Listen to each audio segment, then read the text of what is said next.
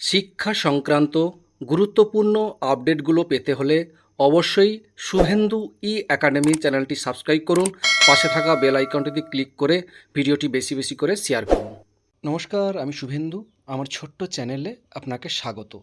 Office of the Purba Medinipur district primary school council থেকে অত্যন্ত গুরুত্বপূর্ণ একটা নোটিফিকেশান জারি করা হয়েছে। ডেটে দেখুন 30/4/2026। কী বলা হয়েছে একটু দেখে নেওয়া যাক।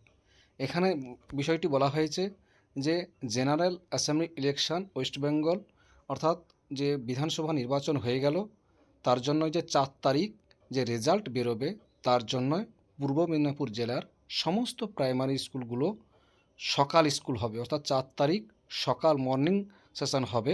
সেটা যেন সমস্ত এসআইদেরকে উদ্দেশ্য বলা হয়েছে, তারা যেন তাদের অধীনে সমস্ত বিদ্যালয়ের প্রধানদের জন্য অবশ্যই অবগত করান যে আগামী 4ই মে 2026-এ যেন সমস্ত স্কুল মর্নিং সেশনে অর্থাৎ মর্নিং ক্লাসটা হয়, সেই সংক্রান্ত এই গুরুত্বপূর্ণ নোটিফিকেশান জারি করা হয়েছে।